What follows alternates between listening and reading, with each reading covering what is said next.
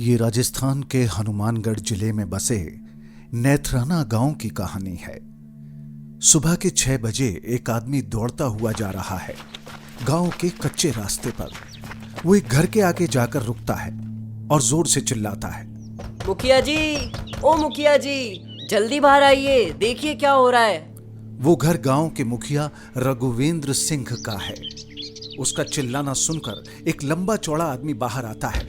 यही रघुवेंद्र सिंह है। साथ के गांव का वह बदमाश नदीम उनके सरपंच के जोर पर हमारे गांव के रत्नाकर की जमीन पर अवैध कब्जा कर रहा है मालिक। वहाँ बड़ी भीड़ जमा है, मारा मारी भी हो रही है। तुरंत अपने लठेतों को जमा करो और इंस्पेक्टर पांडे से मिलकर कहो कि मुझे रत्नाकर की जमीन के पास मिले अभी। जी मालिक। रघुवेंद्र अपने लोगों के साथ रत्नाकर की जमीन पर जाता है और उसकी नदीम और साथ के गांव के सरपंच और उसके लठेतों से बहुत तगड़ी बहस होती है। यहाँ तक कि हाथापाई की नौबत भी आ जाती है, पर इंस्पेक्टर पांडे की मदद से वो नदीम और उसके लोगों को रोकने में कामयाब हो जाता है। इंस्पेक्टर पांडे नदीम को वार्निंग देता है कि अगर उसने ऐसा कुछ आगे किया तो उसे अरेस्ट कर जेल भेज दिया जाएगा। ये मामला खत्म होने के बाद रघुवेंद्र अपने घर आता है तो उसके पिता राजेंद्र सिंह अपने गांव के पुराने सरपंच उसको खूब शाबाशी देते हैं और उससे कहते हैं, बेटा, मुखिया होने का फर्ज तो तुम खूब निभा रहे हो। अब दिल्ली जाकर वो जरूरी काम भी कराओ।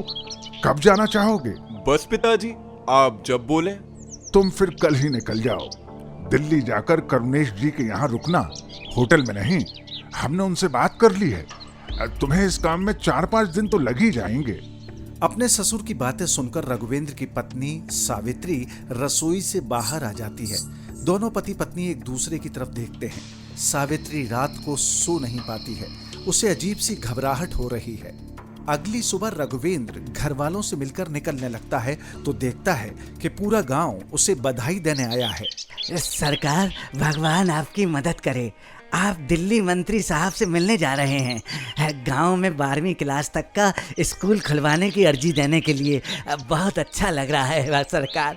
हमारे बच्चे पढ़ लिख जाएंगे तो हमारा नाम रोशन होगा और गांव की तरक्की भी होगी। अरे ठीक है, मुखिया होने के नाते इतना करना तो मेरा फर्ज है। और इस तरह सबकी शुभकामनाएं स्वीकार करके वो दिल्ली के लिए रवाना हो पड़ता है। दिल्ली पहुंचकर वो करुणेश सिंह जी के घर जाता है। उसे वहां एक आदमी दिखता है। अरे सुनो, मैं रघुवेंद्र सिंह हूँ, नेथराना गांव का सरपंच। राजेंद्र सिंह मेरे पिता हैं। अरे आप आ गए। मेरा नाम रामदीन है, मैं करुणेश जी के यहाँ काम करता हूँ। कृपया अंदर आएं, आपके रहने का सारा इंतजाम हो गया है। करुणेश जी ने बताया था आप आने वाले हैं। रामदीन रघुवेंद्र को घर के पीछे बने एक रेस्ट हाउस में ले जाता है। रघुवेंद्र अपना सामान रखता है और रेस्ट हाउस को देखता है खुश होकर। अगले दिन रघुवेंद्र मंत्री जी से मिलने के लिए अपॉइंटमेंट लेने के लिए मंत्री के सेक्रेटरी से मिलने जाता है, लेकिन लगभग पूरे दिन इंतजार करने के बाद भी वो मंत्री जी से नहीं मिल पाता है। निराश होकर वो रेस्ट हाउस आ जाता है। थोड़ी देर बाद वो अपने बिस्तर पर लेटा टीवी देख रहा है। अचानक दरवाजा खटकता है। कौन है? रामदीन साहब, खाना लाया हूँ। मुझे भूख नहीं है, तुम जाओ। अब कौन है भाई? मैं हूँ साहब, आप थोड़ा कुछ तो खा लीजिए। मालिक को पता चला ना तो वो मुझे बहुत डांटेंगे। मुझे खाने की नहीं, आराम की जरूरत है, तुम जाओ।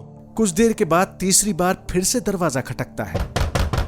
मैंने बोला ना एक बार, मुझे खाना नहीं खाना। तुम्हें समझ नहीं आता? खाना नहीं खाना होता तो बता दिया करते हैं पहले से। इतना खाना बर्बाद तो ना होता। इतने बड़े हो गए हो, इतना तो पता होना चाहिए। रघुवेंद्र सिंह आवाज सुनकर दरवाजा खोलता है। उसके सामने एक 7-8 साल की बच्ची खड़ी होती है, बड़ी बड़ी आंखें और चेहरे पर गुस्सा। तुम कौन हो? नाम नहीं मालूम, उम्र 8 साल और काम तुम जैसे अड़ियल लोगों को ठीक करना। उसकी ये बातें सुनकर रघुवेंद्र को हंसी आ जाती है। मेरी गलती क्या है? खाना नहीं खाना?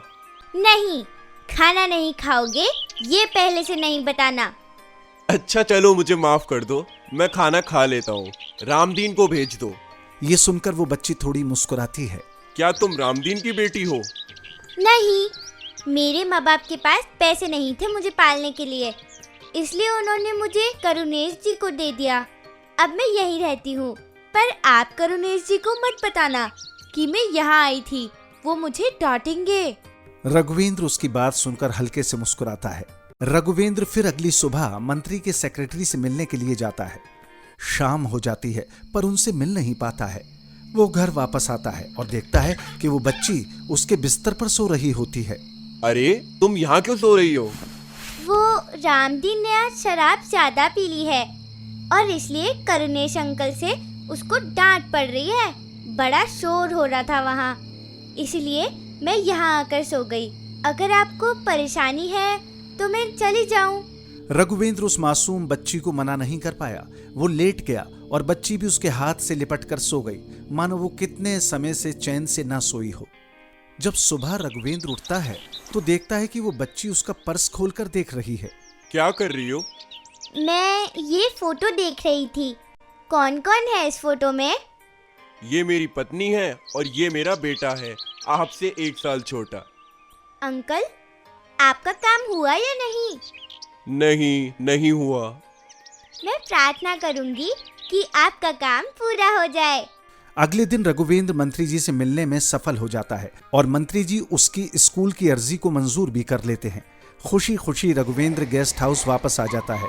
वो करुणेश जी से मिलने उनके कमरे में जाने लगता है तो देखता है कि वो बच्ची एक चश्मे से खेल रही है। अरे इससे नहीं खेलो, ये टूट सकता है। नहीं अंकल, नहीं टूटेगा। आपका काम हो गया ना? तुम्हें कैसे पता? अरे तुम ये मिठाई खाओ, मैं ये न्यूज़ करुणेश जी को सुनाकर आता हूँ। रघुवेंद्र भागते हुए घर के भीतर जाता है। करुणेश जी जल्दी बाहर आइए। अरे रघुवेंद्र, क्या हुआ? सब ठीक तो है? सब ठीक है। मैं जिस काम के लिए यहाँ आया था वह हो गया है। मंत्री जी ने स्कूल की अर्जी मंजूर कर ली है।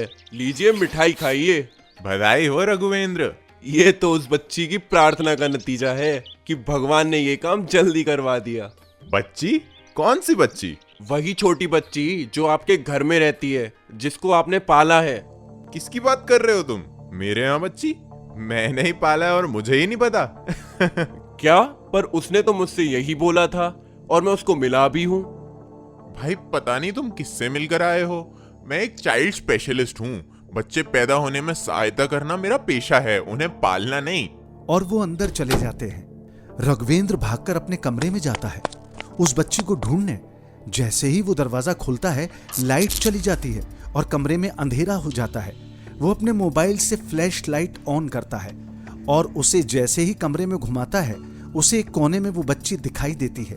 उसकी पूरी बॉडी पर खून और एक लिजलिजा पदार्थ लगा होता है, जैसे जन्मे बच्चे के शरीर पर लगा होता है। वो बच्ची उसकी तरफ चलकर आने लगती है। कौन हो तुम? कोई भूत? मगर यह नहीं हो सकता, मैं भूत प्रेतों में नहीं मानता। ये कोई मजाक है क्या? तभी उसकी नजर बच्ची के पीछे दीवार में टंगे शीशे पर पड़ती है। उसमें बच्ची की परछाई नहीं दिख रही है। रघुवेंद्र को ना चाहते हुए भी मानना पड़ता है कि वो एक रूह है।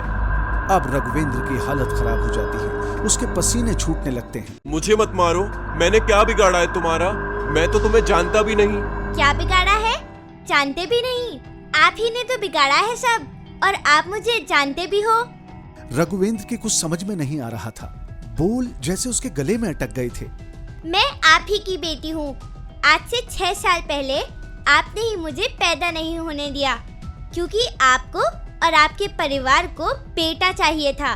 जब मैं माँ के पेट में थी तो आपने डॉक्टर करुणेश से माँ का चेकअप करवाया। उसी ने आपको बताया था कि पेट में लड़की है, तो आपने कहा कि मुझे लड़की नहीं चाहिए और मुझे। बस, अब बस करो। आप किस्मत वाले हैं पापा कि आपको रोने का मौका तो मिला, पर मुझे तो रोना सीखने से पहले ही आपने मार दिया। ये बोलकर वो गायब हो जाती है। रघुवेंद्र जमीन पर बैठा बिलख बिलख कर रोता ही चला जाता है।